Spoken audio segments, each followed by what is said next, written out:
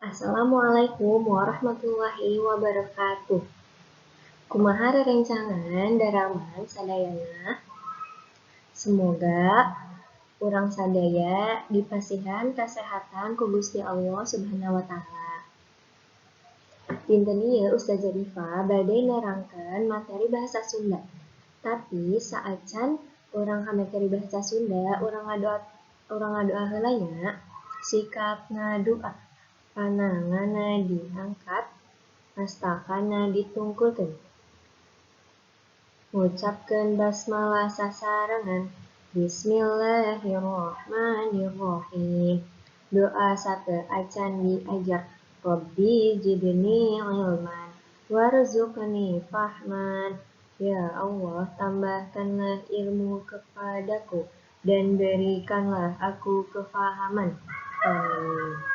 Sateuaca Ustazah Diva nerangkeun materi bahasa Sunda. Ustazah Diva bade nerangkeun tema dinten ieu nyaeta pertumbuhan dan perkembangan makhluk hidup. Subtema dinten ieu pertumbuhan-tumbuhan.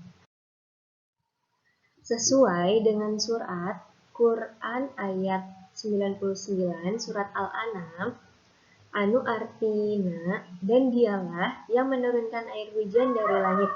Lalu kami tumbuhkan dengan air segala macam tumbuh-tumbuhan. Maka kami keluarkan dari tumbuh-tumbuhan itu tanaman yang hijau. Kami keluarkan dari tanaman yang hijau itu butir yang banyak. Dan dari mayang korma mengurai tangkai-tangkai yang menjulang. Dan kebun-kebun anggur. Dan kami keluarkan pula zaitun dan delima yang serupa. Dan yang tidak serupa. Perhatikanlah buahnya di waktu pohonnya berbuah dan perhatikan pula lah kematangannya. Sesungguhnya pada yang demikian itu ada tanda-tanda kekuasaan Allah bagi orang-orang yang beriman. Dari ayat tersebut dapat kita simpulkan bahwa setiap makhluk hidup yang Allah ciptakan pastinya akan sangat bermanfaat dan ada alasannya. Sehingga setiap makhluk hidup yang Allah ciptakan itu saling berkaitan dan berkegantungan. Dapat teman-teman lihat di sana ada lingkaran yang berwarna hitam. Lingkaran yang berwarna hitam itu artinya jenis tumbuhan yang ada di seluruh dunia. Dan lingkaran yang berwarna abu-abu itu merupakan jenis tumbuhan hijau-hijauan, jenis tumbuhan hijau yang menghasilkan oksigen. Sehingga tumbuhan merupakan ekosistem yang sangat penting di dunia karena menghasilkan oksigen. Fungsi tumbuhan ada dua. Yang pertama, sumber makanan. Yang kedua, pengobatan. Sumber makanan yaitu teman-teman sudah ketahui sebelumnya. Tumbuhan tersebut dapat dikonsumsi oleh teman-teman, seperti ada bayam, ada sawi putih, dan juga tauge. Yang kedua, sebagai pengobatan. Contoh sebagai pengobatan ada pepaya. Pepaya tentunya kita sudah tahu bahwa memiliki fungsi untuk melancarkan pencernaan dalam tubuh kita. Yang kedua ada jahe. Jahe berfungsi untuk menghangatkan tubuh kita. Beberapa bulan lagi kita akan menghadapi musim penghujan, sehingga kita butuh untuk menghangatkan tubuh kita. Salah satunya dengan meminum air rebusan jahe lalu dicampur dengan madu. Selain untuk menjaga kehangatan tubuh kita, jahe dan madu dapat menjaga imunitas tubuh kita, teman-teman. Pertumbuhan pada tumbuhan terjadi pada dua fase. Yang pertama, pertumbuhan primer, dan yang kedua, pertumbuhan sekunder. Pertumbuhan primer terjadi ditandai dengan adanya atau dengan tumbuhnya akar dan batang. Tentunya, suatu tumbuhan tidak langsung menjadi batang atau bunga. Mereka mengalami proses yaitu dari bibit atau dari biji. Biji itu akan tumbuh menjadi akar. Akar tersebut akan menjalar lalu akan tumbuh menjadi batang. Nah, proses pertumbuhan tersebut dinamai dengan pertumbuhan primer. Yang kedua, pertumbuhan sekunder. Pertumbuhan sekunder ditandai dengan adanya lingkaran pada batang tumbuhan. Silakan teman-teman lihat, boleh pada tumbuhan kangkung atau ketika teman-teman melewati perjalanan lalu ada pohon yang sudah ditebang, silakan teman-teman amati pada batangnya. Di sana pasti ada lingkaran. Lingkaran tersebut merupakan proses dari pertumbuhan sekunder. Proses makanan pada tumbuhan. Tumbuhan memiliki keistimewaan sendiri, teman-teman, yaitu mereka dapat memproses makanannya sendiri. Nah, untuk memproses makanannya sendiri, tumbuhan memerlukan 3 komponen. Yang pertama, cahaya matahari, yang kedua, karbon dioksida, yang ketiga, air. Setelah ada 3 komponen tersebut, tumbuhan akan memproses makanannya sendiri. Proses mengolah makanannya sendiri itu juga dapat disebut proses fotosintesis. Nah, proses tersebut pada tumbuhan akan menghasilkan 2 zat. Yang pertama, oksigen, dan yang kedua adalah glukosa.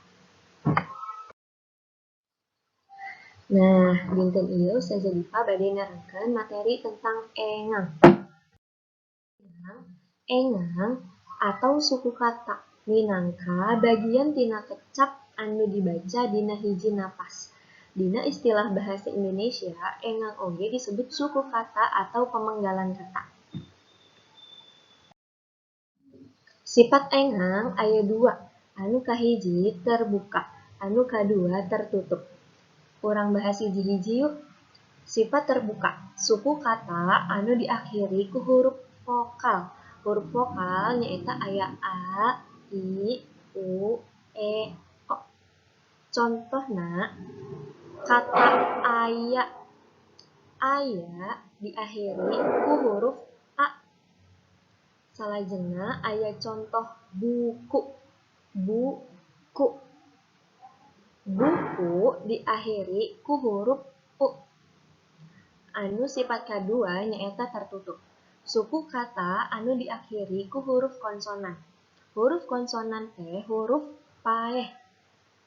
Selain huruf vokal, aya B, C, D, F, G, H, J, K, L, M, N, P, Q, R, S, T, V, W, X, Y, Z.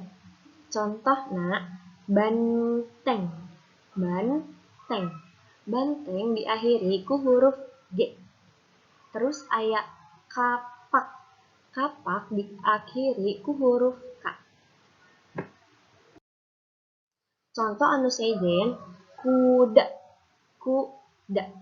Kuda diakhiri ku huruf A. Artina kuda nyaeta kuda sato atau binatang kuda. Anu contoh kadua nambut. Nambut artina meminjam. Contoh katilu indit. Indit artina pergi. Ustazah Dipa aya project bahasa Sunda nyaeta tulis engang dina kecap di handap ieu. Tuliskeun arti tina kalimahna. Aya 10 soal keur babaturan, keur rerencangan sok dituliskeun di buku bahasa Sunda. Teras teman-teman kerjakeun sorangan. Upami bilih aya kesulitan, silahkan rerencangan tanyakeun ka orang tua rerencangan. Contoh dari project dinten ieu, contohna kuda. Kuda. Usman keur maraban kuda. Artina Usman sedang memberi makan kuda. Sakitu wae dari Ustazah Dipa. Semoga teman-teman dapat memahami pengertian bahasa Sunda mengenai suku kata atau engang. Terima kasih. Wassalamualaikum warahmatullahi wabarakatuh. Selamat mengerjakan.